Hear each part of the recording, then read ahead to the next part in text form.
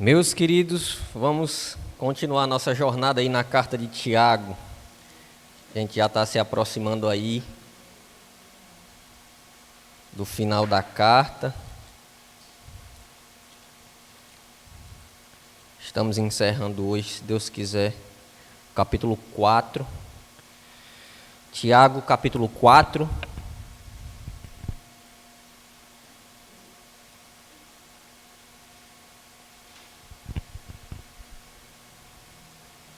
Nós leremos versos de 13 a 17. Tiago capítulo 4, versos de 13 a 17.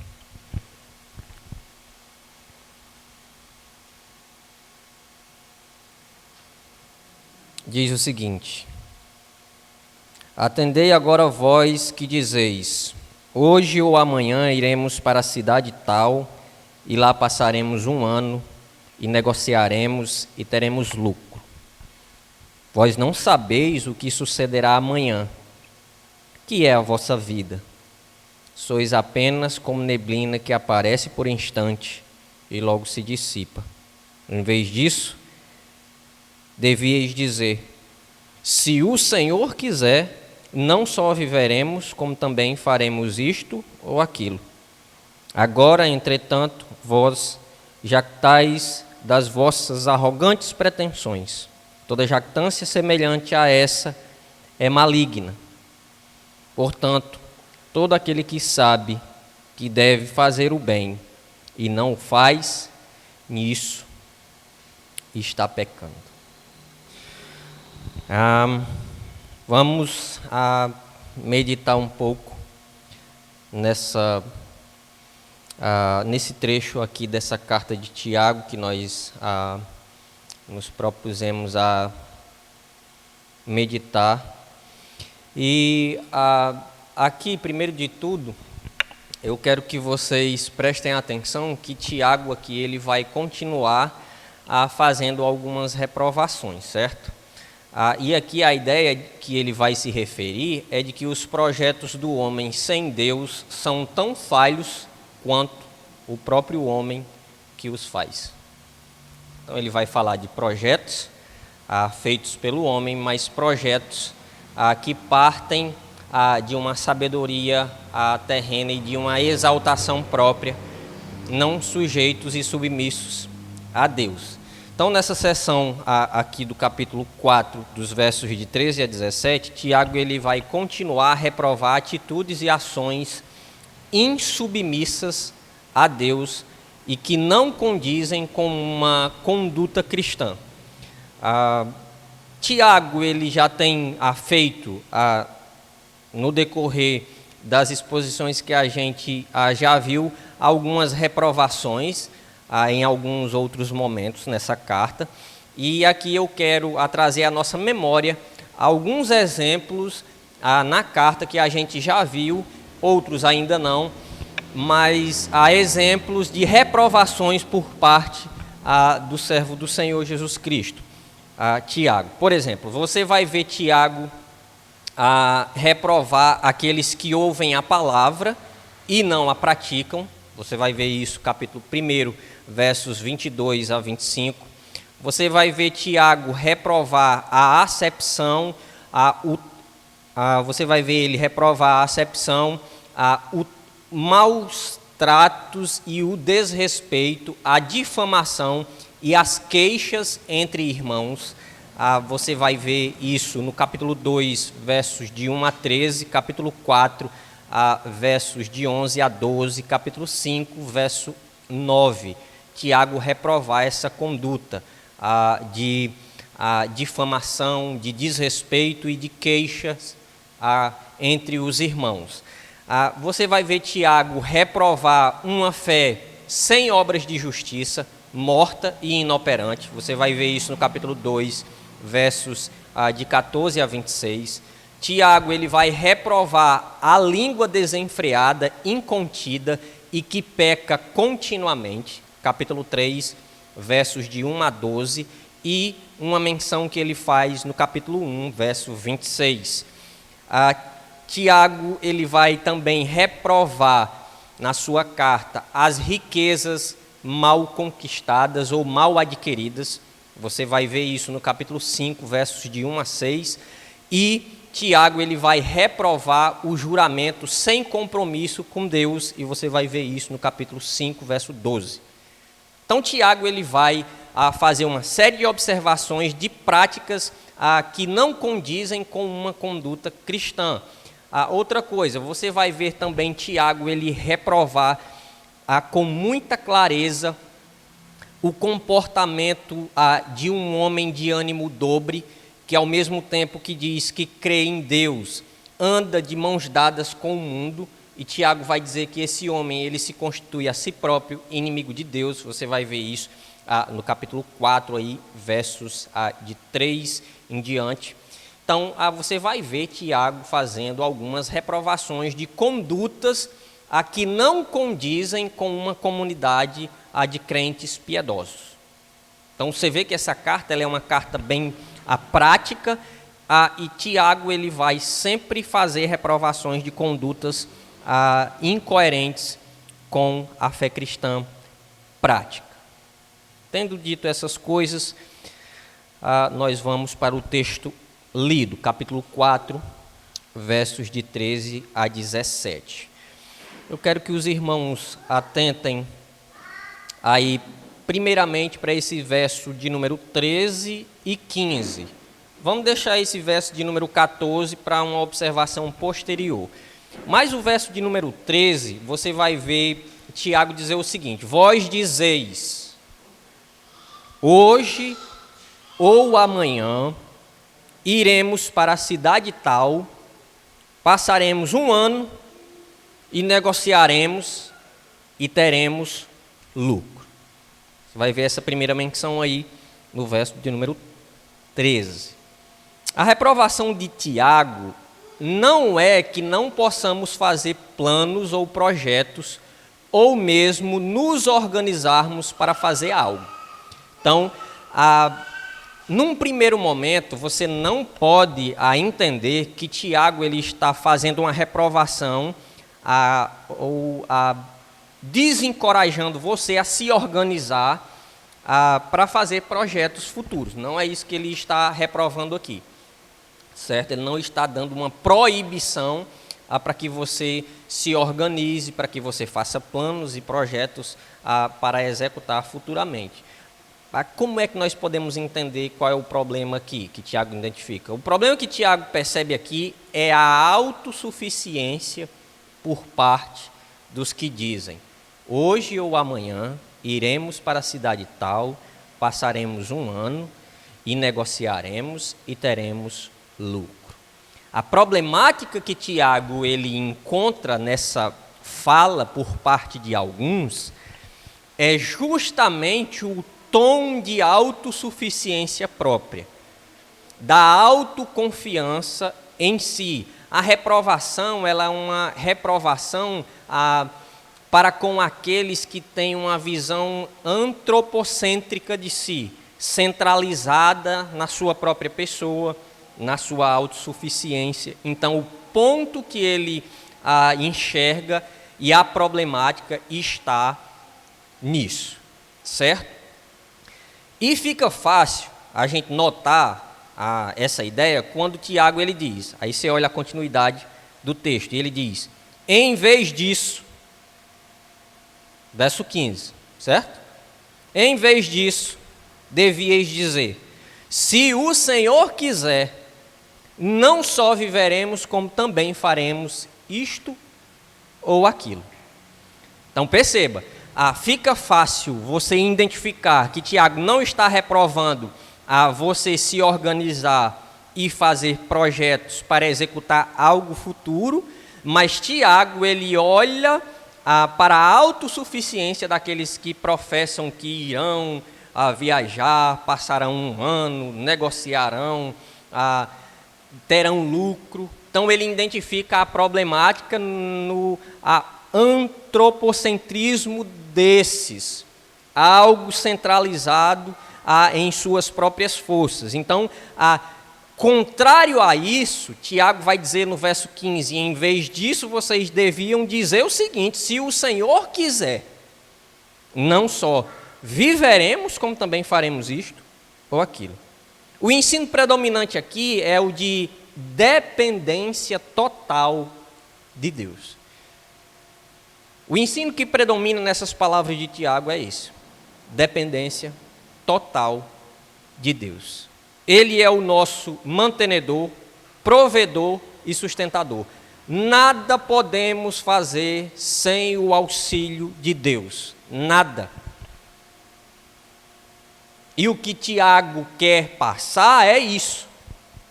Vocês devem dizer: se Deus quiser, se Deus decidir que, não só viveremos, porque a decisão sobre a nossa vida está em Deus decidir permitir o sopro ou o fôlego de vida em nós.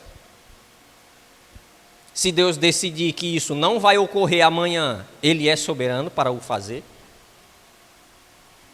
Então Tiago ele chama a atenção e diz: se o Senhor quiser, não só viveremos, como também faremos isto ou aquilo. Então a ideia é de dependência total de Deus, sabendo que Deus é o nosso mantenedor, provedor e sustentador, e nada podemos fazer sem o seu auxílio em nossas vidas. Nada. Aí eu digo: seja a coisa mais simples, como o abotoar o botão de uma blusa. Nós não podemos o fazer sem Deus assim nos permitir. Um fio da nossa cabeça não pode cair sem o seu consentimento, um pássaro não pode cair sem o seu consentimento, uma folha de uma árvore não pode cair sem o seu consentimento. Então, desde a coisa mais simples, como abotoar o botão de uma camisa, até as coisas mais intensas ou abrangentes em nossa vida, ou projetos, nós temos que reconhecer que Deus é o nosso sustentador, o nosso provedor e o nosso mantenedor. Tiago quer trazer isso à nossa mente. E às vezes parece que nós não atentamos para essa total dependência do Criador. Os salmos estão tão cheios de que toda a criação depende dele abrir a sua mão e os dar de comer.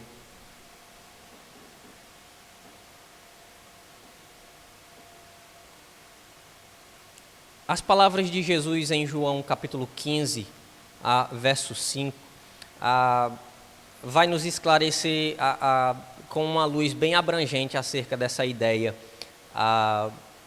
de nada podermos fazer senão pelo auxílio de Deus. E Jesus em João capítulo 15, verso 5, Jesus ele diz o seguinte, e a ideia de Cristo é: vocês são totalmente dependentes. E a alusão que está ali no texto, no início do capítulo 15, é como o pai sendo um agricultor que rega a videira é o filho, e os ramos que estão no filho são aqueles que deverão produzir praticar na dependência da videira tudo quanto a videira os alimentar a fazer, porque a videira é o filho e ela é regada pelo agricultor que é o pai. E Jesus ele diz o seguinte: eu sou a videira, vós os ramos. Quem permanece em mim e eu nele, esse dá muito fruto, porque sem mim nada podeis fazer. E eu tenho para mim que nada podeis fazer em João 15, verso 5, é nada. É nada, vocês não podem sugar o ar para os vossos pulmões sem a permissividade, sem a ação de Deus.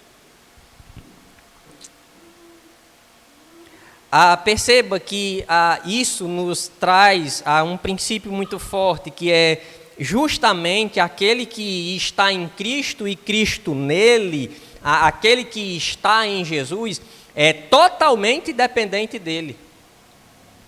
Você percebe que quando nós nos desconectamos dos princípios e do ensino de Cristo, você percebe que a gente não produz segundo o que Cristo nos faria a produzir, estando em sujeição à sua vontade?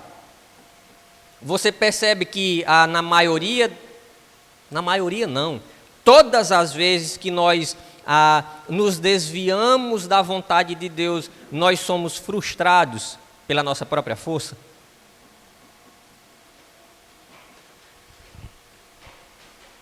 Olhando ainda para essa ideia e para esse princípio de dependência total de Deus, Paulo, em Atos capítulo 17, verso 28, também deixa muito claro nossa total dependência de Deus.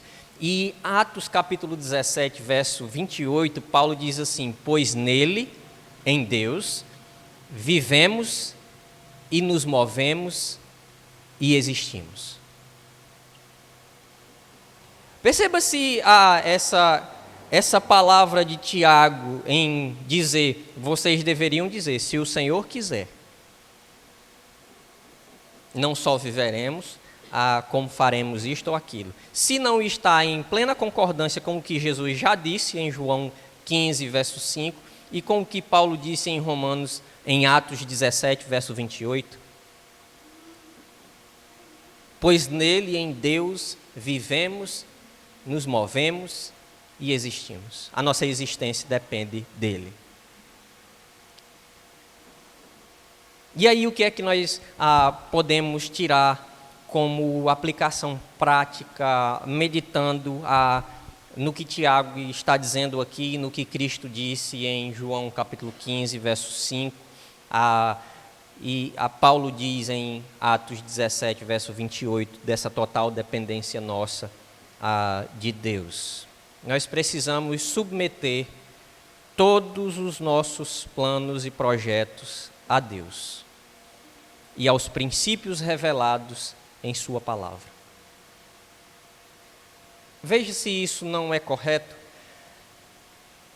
que nós precisamos de fato submeter todos os nossos planos e todos os nossos projetos a Deus e aos princípios que a Escritura nos declara. Se você projetar algo na sua vida e esse projeto estiver desalinhado com a palavra de Deus, Deus não tem compromisso com isso. Eu até entendo que Deus, em graça e misericórdia, Deus pode reverter a situação, mas você vai colher consequências.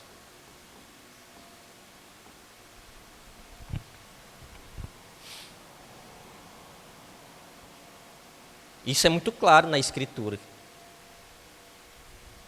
E essa, meus queridos, essa atitude de submeter todos os nossos planos e projetos diante de Deus, que é soberano, e aos princípios da sua palavra, essa atitude é a atitude de um cristão que reconhece a soberania de Deus e a dependência de sua graça, e que considera atentamente na lei perfeita, e nela persevera, não sendo ouvinte negligente, mas operoso praticante.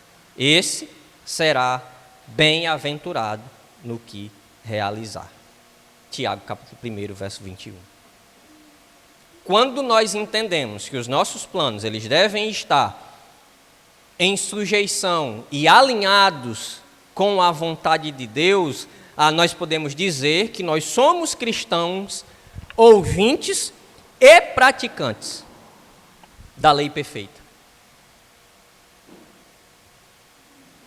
Nós podemos dizer que nós somos perseverantes, não negligenciando a instrução do Santo Livro, mas subordinando tudo que fazemos aos seus princípios. A narrativa do verso 25 do capítulo 1 é tão maravilhosa que ela diz: esse operoso praticante, ele será bem-aventurado no que realizar, em suas realizações, porque as realizações de bem-aventuranças, pautadas e submissas à instrução do Santo Livro, é uma consequência.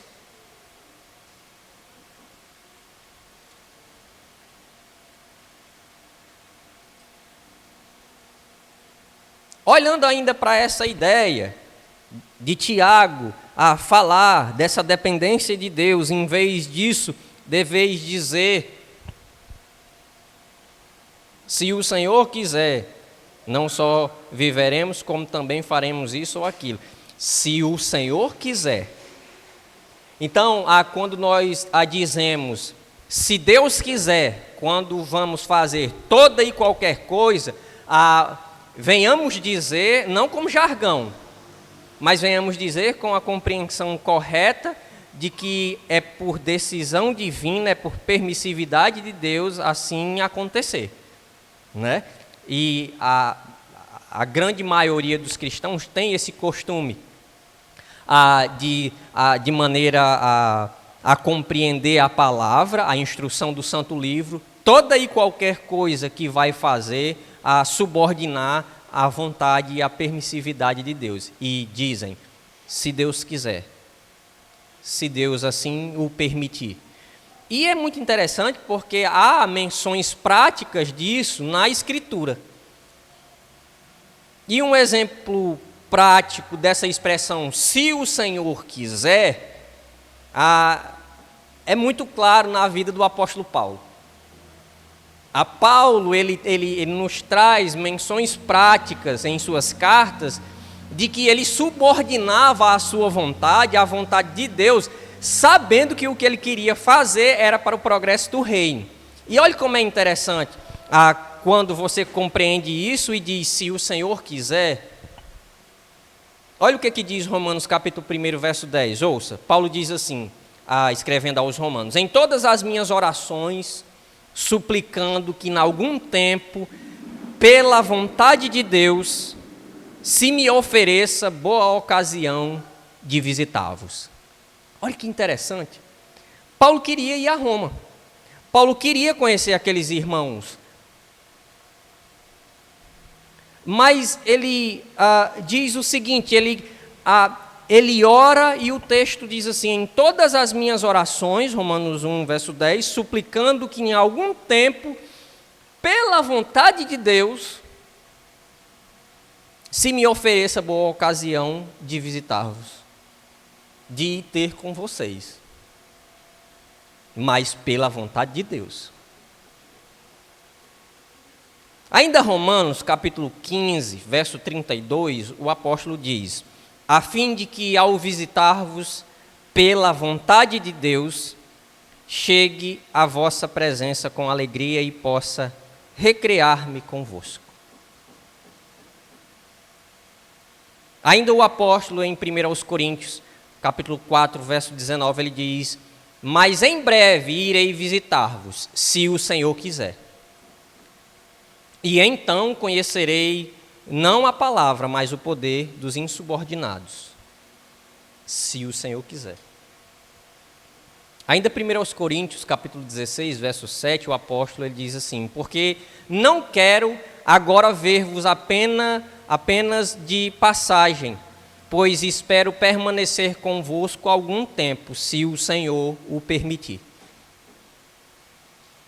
Então perceba que não é ilícito termos vontades de contribuir para com o avanço do reino, para com a pregação do evangelho, para com a edificação da igreja, para com a salvação das almas perdidas, mas até isso que é legítimo e é uma ordem, um mandamento do Senhor Jesus deve estar em subordinação à sua vontade soberana.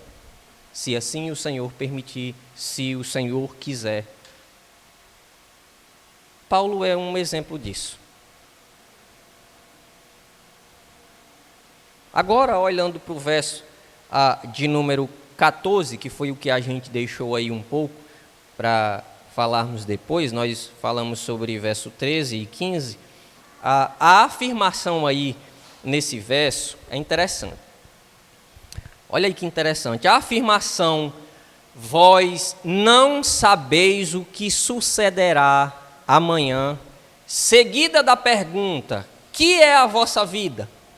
que é acompanhada por outra afirmação, sois apenas como neblina, nos chama a atenção para a brevidade da vida. Olha que interessante. Tiago, ele inicia o verso com uma afirmação: vós não sabeis o que sucederá amanhã. Essa afirmação é seguida por uma pergunta: o que é a vossa vida? Essa pergunta ela é acompanhada por uma outra afirmação: sois apenas como neblina.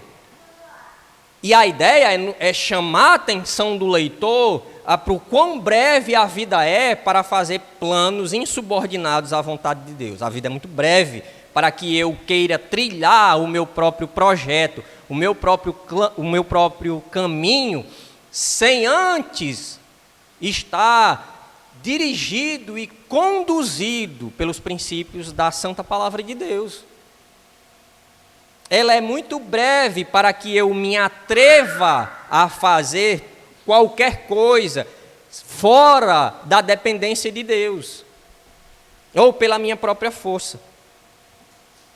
Então, Tiago, obviamente, quer nos chamar a atenção para essa brevidade dessa vida terrena.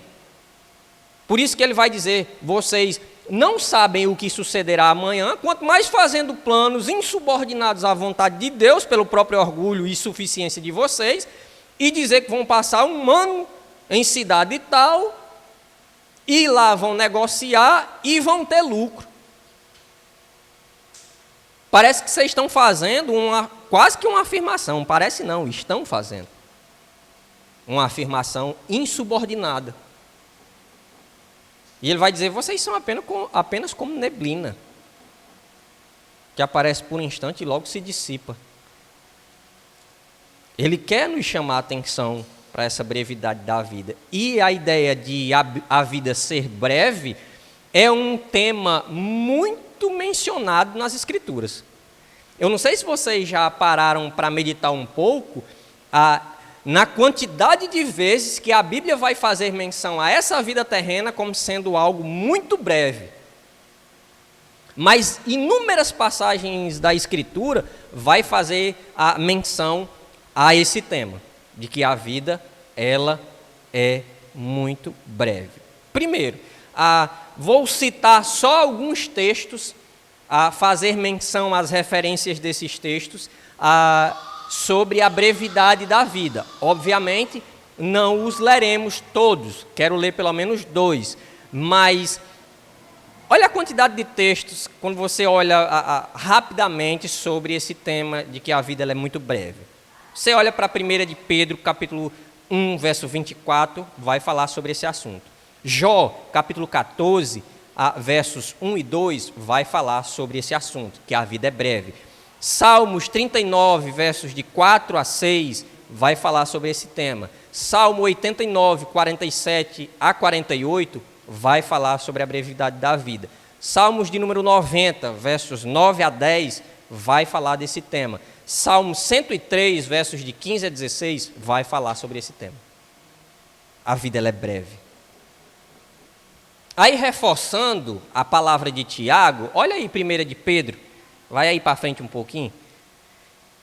Verso 24. Olha, isso não é uma menção à brevidade da vida. 1 de Pedro, capítulo 1, verso 24. Pois toda a carne é como a erva, e toda a sua glória como a flor da erva. Seca-se a erva e cai a sua flor.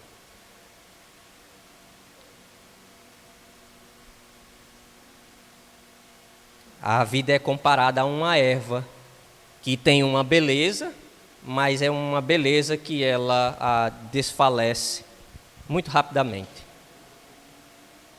Eu quero que você dê uma olhadinha também. Vamos ler 3, né? Acho que 3 está bom. Olha aí Jó 14.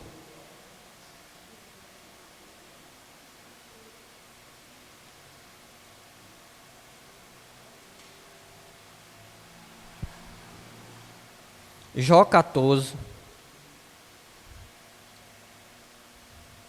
versos 1 e 2, diz assim: o homem nascido de mulher vive breve tempo, cheio de inquietação. Nasce como a flor e murcha, foge como a sombra e não permanece.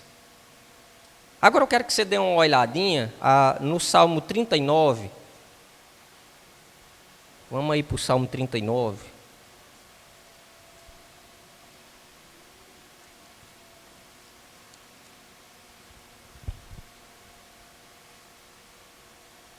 Olhe versos 4 a 6, Salmo 39, versos 4 a 6. Diz o seguinte: dá-me a conhecer, Senhor, o meu fim e qual a soma dos meus dias, para que eu reconheça a minha fragilidade, a minha dependência do Senhor. Deste aos meus dias o cumprimento de alguns palmos, a tua presença, o prazo da minha vida é nada, comparado a um Deus eterno que não tem princípios de dias, sempre existiu, de eternidade em eternidade é Deus. Quando olho para a minha vida nessa terra e olho para o Senhor, a minha vida é nada. Na verdade, todo homem, por mais firme que esteja, é pura vaidade. Com efeito, passa o homem como uma sombra, em vão se inquieta, amontoa tesouros e não sabe quem os levará.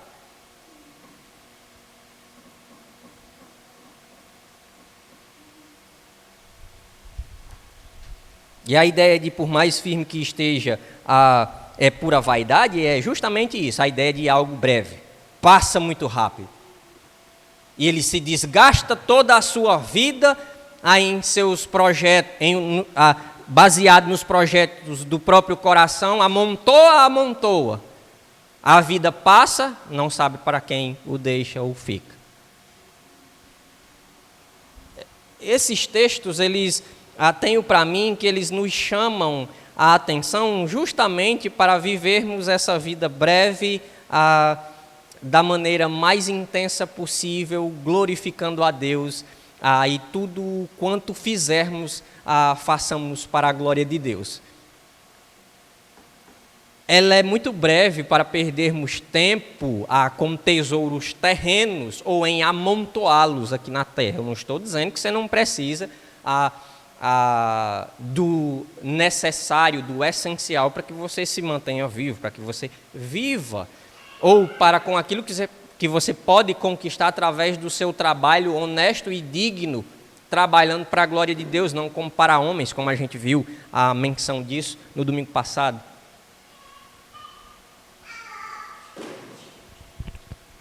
Mas o ponto é, venhamos pensar na brevidade da nossa vida e venhamos nos dedicar às causas primárias que fazem parte dela.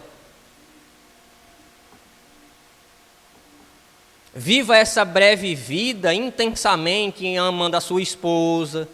Viva essa breve vida glorificando a Deus, presente na vida dos seus filhos. Não terceirize o cuidado deles para dar coisas a eles. Eles não querem coisas, eles querem nós.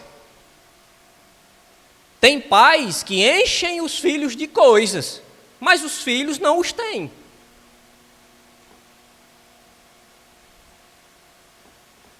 Há uma substituição, há uma inversão da compreensão bíblica de o que é, nessa vida breve, o que de fato deveria ocupar espaço nela.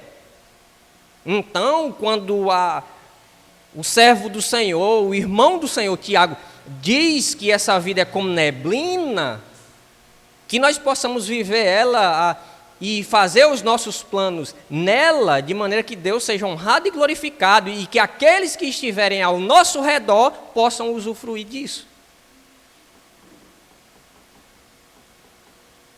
Eu fico triste quando hoje eu olho, às vezes, para situações de casais que eles se consomem plenamente em seus trabalhos intensos, com a falsa impressão de que precisam dar tudo o que não tiveram para os seus filhos.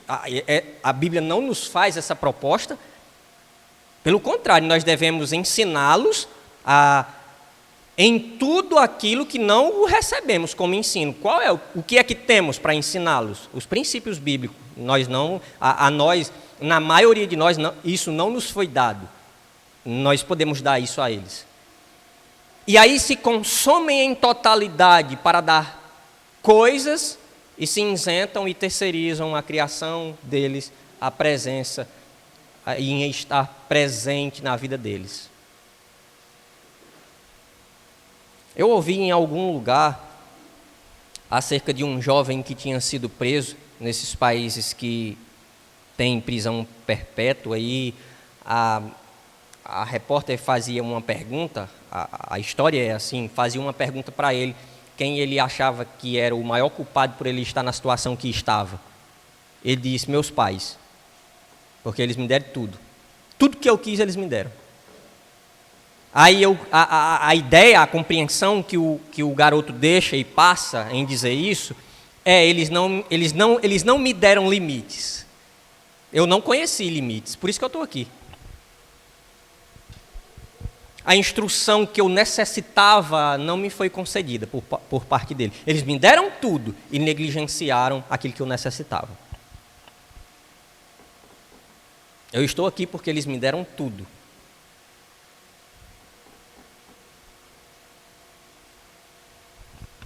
Então essa vida ela é breve, que possamos vivê-la de maneira que Deus venha a ser honrado e glorificado.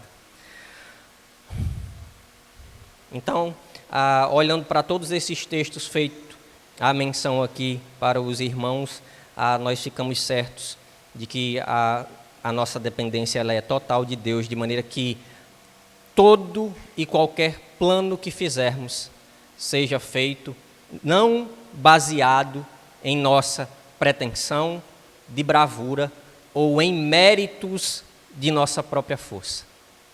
Todo e qualquer plano que nós viermos fazer, e isso a Bíblia não condena, se organizar, planejar e executar. A Bíblia não condena isso. Porém, isso deve ser feito em subordinação a Deus e aos seus princípios. Fazendo assim, nós vamos evitar que os nossos planos eles venham estar baseados em pretensão de bravura nossa, ou nos nossos próprios méritos, ou na nossa própria força. Aí você olha aí para o verso 16, e o texto diz assim: agora, entretanto, Tiago capítulo 4, verso 16, agora, entretanto, vós jactais, vos orgulhais das vossas arrogantes pretensões. Toda jactância semelhante a essa é maligna, procede de uma sabedoria terrena, falsa e demoníaca.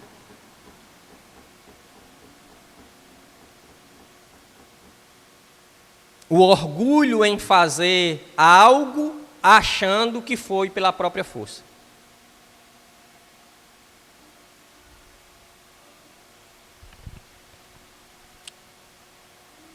Eu acredito que essas coisas elas estão muito bem esclarecidas aqui por Tiago.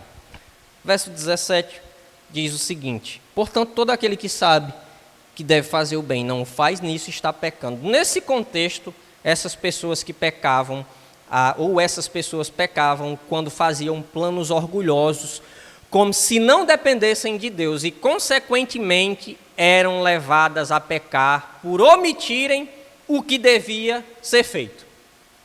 Ou seja, pecavam em deixar de fazer o que é certo. Olha que interessante.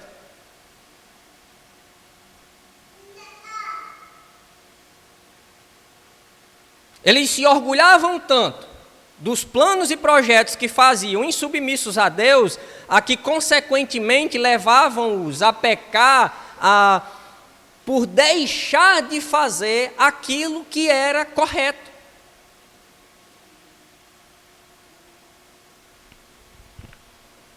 E quando eu peco por omissão, deixando de fazer aquilo que é correto, consequentemente eu vou entrar em conivência com aquilo que eu de fato deveria projetar segundo a vontade de Deus para mim, consequentemente.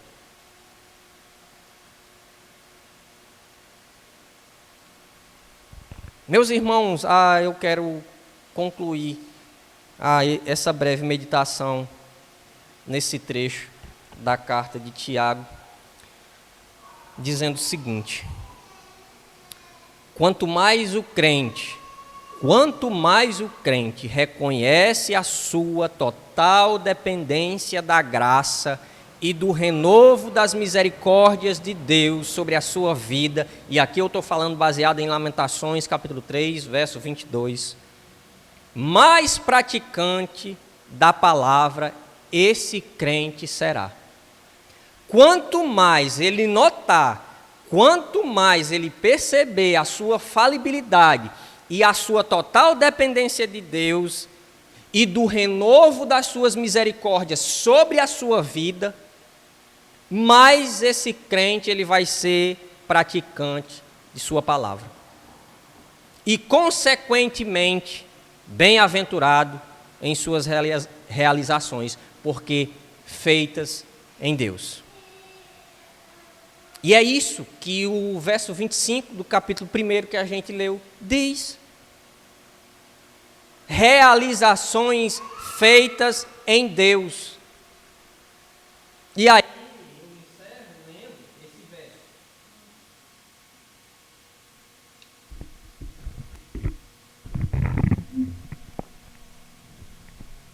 Abram aí a capítulo 1, verso 25 de Tiago, e a gente encerra fazendo essa leitura. Mas aquele que considera atentamente na lei perfeita, lei da liberdade, e nela persevera, não sendo ouvinte negligente, mas operoso praticante, esse será bem-aventurado no que realizar. Façamos projetos para executá-los, mas que esses estejam subordinados à soberania de Deus, à sua boa, perfeita e agradável vontade. Consequentemente, seremos crentes a experimentarmos bem-aventuranças nas nossas realizações, porque Ele é glorificado nelas. Acredito que isso deve ficar gravado em nossos corações e pedirmos graça para praticarmos essas coisas. Que Deus nos ajude. E nós vamos orar, encerrando, e ficaremos aqui com os irmãos em um momento de oração. Pai querido, justo e soberano Deus, muito obrigado pela bondade que o Senhor expressa para conosco, por meio dessas instruções, Pai, da Tua palavra. Obrigado por nos ajudar a contemplar as Tuas reprovações, Pai, de condutas que não condizem com os Teus filhos, de maneira que pela Tua graça o Senhor nos sustenta e nos capacita a praticar, Pai querido, aquilo que de fato o agrada, a projetar, Senhor Deus, coisas em nossas vidas de acordo com os princípios do Santo Livro. Ó Pai Santo, que nessa breve vida que temos, venhamos viver para a honra e glória Tua. Em nome de Cristo Jesus, o Teu amado Filho, em quem estamos e aquele que está em nós, te bendizemos e te agradecemos. Amém.